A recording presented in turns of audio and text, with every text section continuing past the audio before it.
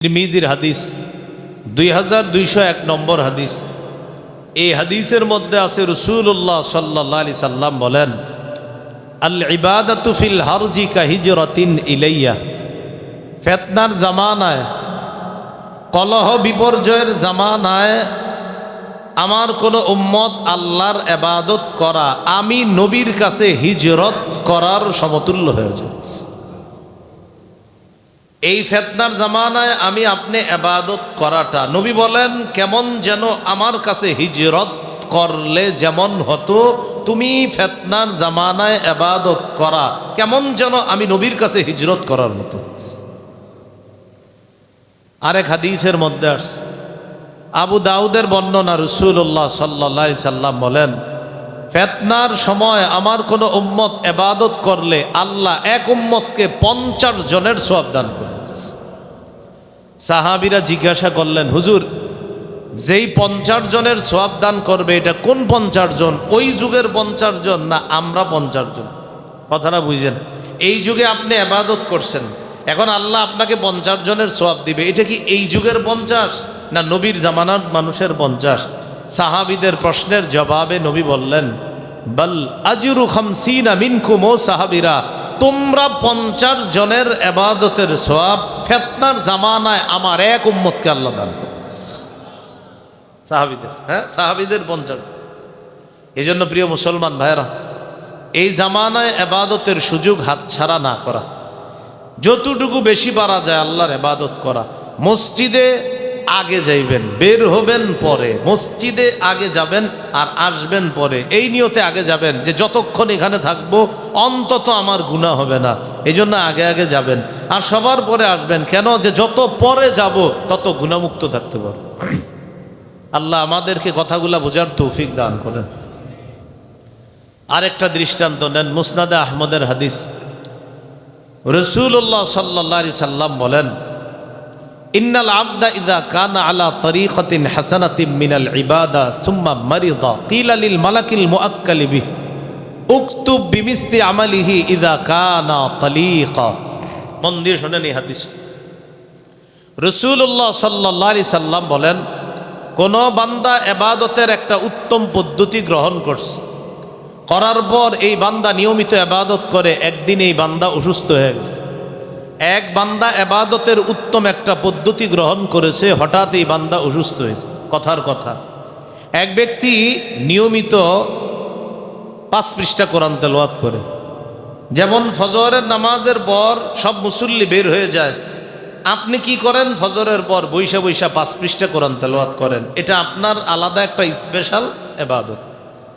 সব মুসল্লিরা ফজরের পর বৈশা বৈশা কিছু তাসবিহ পড়ে, আপনিও পড়েন। বিসমিল্লাহিল্লাযী লা ইয়াদুররু মা ইসমিহি শাইউন ফিল আরদি ওয়ালা ফিস সামাই ওয়া হুয়াস সামিউল আলিম, এটা মুসল্লিরা 3 বার পড়ে, আপনিও পড়েন। আল্লাহুম্মা আইন্নি আলা যিকরিকা ওয়া শুকরিকা ওয়া হুসনি ইবাদাতিক, এটা মুসল্লিরা পড়ে, আপনিও পড়েন। ফজরের নামাজের পর মুসল্লিরা আয়াতুল কুরসি পড়ে, আপনিও পড়লেন। মুসল্লিরা সূরা ইখলাস 3 বার, ফালাক 3 বার, নাস 3 বার পড়ে, আপনিও 3 বার পড়লেন। তাহলে সবাই যে আমল করে আপনিও সেটা করেন, কিন্তু সবাই আমল করে শেষ করার পর আপনি স্পেশালভাবে প্রতিদিন 5 পৃষ্ঠা কোরআন তেলাওয়াত করেন, যা অন্য সব মুসল্লিরা করে না। এটা আপনার স্পেশাল ইবাদত। কথাটা বুঝে আসছেনি সবার? আপনি প্রতিদিন একটা আলাদা ইবাদত করেন, যে ইবাদতটা অন্যরা করে না, এটা আপনি করেন। একদিন আপনি অসুস্থ হয়ে গেছেন, অসুস্থ হওয়ার পর এই ইবাদত আর করতে পারেন নাই। কথার কথা, আপনি প্রতিদিন 5 পৃষ্ঠা কোরআন পড়েন, আজকেও পড়তেন, কিন্তু অসুস্থতার কারণে পড়তে পারেন নাই, ঘরে শুয়ে রইছেন, আল্লাহ আল্লাহ করতেছেন, ইবাদত করতে পারতেছেন না। আল্লাহ ফেরেশতাদেরকে বলে, আমার বান্দা সুস্থ থাকলে ইবাদত করলে যেই সওয়াব লেখতা, অসুস্থতার কারণে ইবাদত করতে পারে নাই, কিন্তু আমি আল্লাহ জানি ও সুস্থ যদি থাকতো ইবাদত করত। যেহেতু অসুস্থতার কারণে ইবাদত করতে পারে নাই, আমি আল্লাহ তো রহমান, আমি তো কম দিতে পারি না। আমার বান্দা ইবাদত না করলেও অতীতের অভ্যাসের কারণে আজকে যদিও অসুস্থতার কারণে করতে পারে নাই, সওয়াব লেখা বন্ধ করবা না। গতকালকে এই ইবাদতের যেই সওয়াব দিয়েছো, অসুস্থতার কারণে আজকে না করেও সেই সওয়াব আমার বান্দাকে দিয়ে দাও। এই জন্য প্রতিদিন কিছু কিছু আলাদা ইবাদত করার চেষ্টা করা, আল্লাহ তৌফিক দান করেন। আমরা প্রত্যেক দিন রাতে ঘুমাই, কিন্তু আপনার ঘুমটা যেন একটু আলাদা ঘুম হয়। কেমন? অন্যরা প্রত্যেক দিন আল্লাহুম্মা বিসমিকা আমুতু ওয়া আহইয়া পড়ে ঘুমায়, কিন্তু আপনি এটাও পড়বেন, আরও কিছু ইবাদত করবেন। অন্যরা ঘুমের সময় ডান হাত এইভাবে গালের নিচে দিয়ে পড়ে আল্লাহুম্মা বিসমিকা আমুতু ওয়া আহইয়া, সুবহানাল্লাহ আলহামদুলিল্লাহ এগুলা পড়ে, সুবহানাল্লাহ 33 বার পড়ে, আলহামদুলিল্লাহ 33 বার পড়ে, আল্লাহু আকবার 34 বার পড়ে। এইভাবে হাত গালের নিচে রাইখা নবী তার মেয়ে ফাতেমা রাদিয়াল্লাহু তাআলা আনহাকে শিখাইয়া দিছে, ফাতেমা তুমি যখন রাতের বেলা ঘুমাইবা 33 বার সুবহানাল্লাহ পড়বা, 33 বার আলহামদুলিল্লাহ পড়বা, আর 34 বার আল্লাহু আকবার পড়বা। এইভাবে তুমি প্রতিদিন ঘুমাইবা। তখন আপনিও প্রতিদিনে আমল করে ঘুমাইতেছেন। তাহলে আমাদের সবার ঘুম একরকম হইতেছে, কিন্তু আপনি চেষ্টা করব অন্যরা যতটুকু ইবাদত করে আমি এর চেয়ে একটু বেশি ইবাদত করে ঘুমাবো ইনশাআল্লাহ। এইভাবে প্রতিদিন ইবাদত একটু করেন, সময়টা কাজে লাগানোর চেষ্টা করেন, আল্লাহ তৌফিক দান করেন। মা বোন যারা আছি, ঝাড়ু দেওয়ার সময় জবানে জিকির চালু রাখেন। ঝাড়ু দিচ্ছেন সুবহানাল্লাহ আলহামদুলিল্লাহ লা ইলাহা ইল্লাল্লাহ আল্লাহু আকবার। সিঁড়ি দিয়ে উপরে উঠতেছেন আল্লাহু আকবার, নিচে নামতেছেন সুবহানাল্লাহ, কাপড় ধুইতেছেন সুবহানাল্লাহ পড়েন। কাপড় ধোয়ার সময় শক্তি খরচ হয় তা আস্তাগফিরুল্লাহ পড়েন। পবিত্র করে উপকার লাভ করা। 2 নাম্বার, অন্যের সাহায্যে ইবাদত করে উপকার লাভ করা। এই হলো 2 প্রকার। যেমন নিজে ইবাদত করে উপকার লাভ করা, যেমন একটু বলি আমরা সবাই, বলেন সুবহানাল্লাহ সুবহানাল্লাহ সুবহানাল্লাহ। যতবার বলছি ততবার জান্নাতে গাছ হয়ে গেছে। এটা আমরা নিজে নিজে ইবাদত করে সওয়াব কামাই করলাম। পড়েন সুবহানাল্লাহি ওয়া বিহামদিহি সুবহানাল্লাহি ওয়া বিহামদিহি সুবহানাল্লাহি ওয়া বিহামদিহি। এতটুকুই বাস। দৈনিক 100 বার পড়বেন। কয়শো বার? 100 বার। পড়েন তো সুবহানাল্লাহি ওয়া বিহামদিহি সুবহানাল্লাহি ওয়া বিহামদিহি 100 বার। মসজিদে বসে রয়েছেন গিয়ে, নামাজের এখনো 20 মিনিট বাকি, সুন্নত পড়ার পর দেখেন এখনো 15 মিনিট বাকি। আপনার এই 100 বার সুবহানাল্লাহি ওয়া বিহামদিহি পড়তে 2-3 মিনিটও লাগবে না। 100 বার পড়বেন। সহিহ বুখারীর বর্ণনা 6405 নম্বর হাদিস, খতায়াহু ওয়া ইন কানাত মিসলা জাবাদিল বাহরি, সমুদ্রের ফেনা পরিমাণ পাপও আল্লাহ মাফ করে দেন। তাহলে আমলটা কি? সুবহানাল্লাহি ওয়া বিহামদিহি। মা বোনরাও একটু মন দিয়ে শুনি, সুবহানাল্লাহি ওয়া বিহামদিহি।